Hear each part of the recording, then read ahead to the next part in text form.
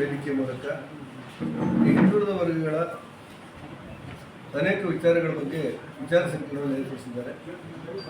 ನಾನು ಮತ್ತು ಪ್ರಮೋದ್ ಬರೆದಿದ್ದೀವಿ.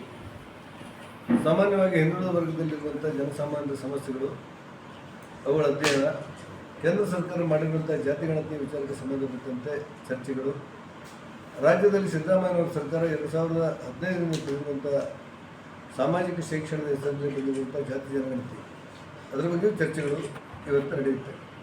ಈ ಹಿನ್ನೆಲೆಯಲ್ಲಿ ಹಿಂದುಳಿದ ವರ್ಗಗಳಿಗೆ ಒಂದು ಶಕ್ತಿ ಕೊಡಬೇಕು ಮತ್ತು ಹಿಂದುಳಿದ ವರ್ಗದ ಸಂಘಟನೆ ಮಾಡಬೇಕು, ಹಿಂದುಳಿದ ವರ್ಗದ ಸಮಸ್ಯೆಯನ್ನು ಅಧ್ಯಯನ ಮಾಡಬೇಕು, ಅದು ಪರಿಹಾರಕ್ಕೆ ಪ್ರಯತ್ನ ಮಾಡಬೇಕು ಅಂತೇಳಿ ಸಾಮಾಜಿಕ ನ್ಯಾಯ ಸಮಿತಿಯ ಒಂದು ಚರ್ಚೆಯನ್ನು ಇವತ್ತು ನಾವು ಕೈಗೆತ್ತಿಕೊಳ್ತಾ ಇದ್ದೇವೆ.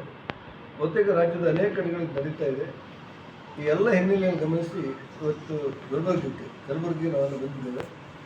ಭಾಳ ಚೆನ್ನಾಗಿ ಕಾರ್ಯಕ್ರಮ ನಡೆಯುತ್ತೆ ಮತ್ತು ಕೇಂದ್ರ ಸರ್ಕಾರ ತೆಗೆದುಕೊಳ್ಳಬಹುದಾದಂಥ ಜಾತಿ ಗಣತಿಯ ಬಗ್ಗೆ ಒಂದಷ್ಟು ಜನರಿಗೆ ಮಾಹಿತಿ ಕೊಡುವುದು ಮತ್ತು ಅದರ ಅಗತ್ಯತೆ ಮತ್ತು ಅನಿವಾರ್ಯತೆಗಳನ್ನು ತಿಳಿ ಹೇಳುವುದು.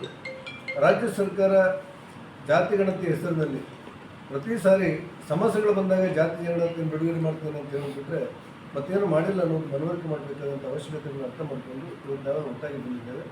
ಇನ್ನು ಕೆಲವೇ ಕ್ಷಣದಲ್ಲಿ ಸಭೆ ನಡೆಯುತ್ತೆ. ರಾಜ್ಯಾಧ್ಯಕ್ಷರ ಆಯ್ಕೆ ಪ್ರಕ್ರಿಯೆ ನಡೆಯುತ್ತೆ.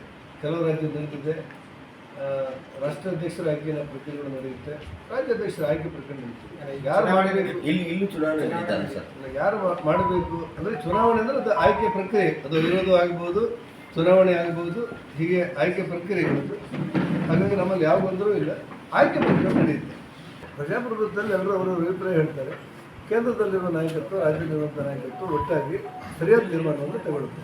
ಆ ತೀರ್ಮಾನದಿಂದ ನಿಮಗೆಲ್ಲರಿಗೂ ಖುಷಿಯಾಗುತ್ತೆ.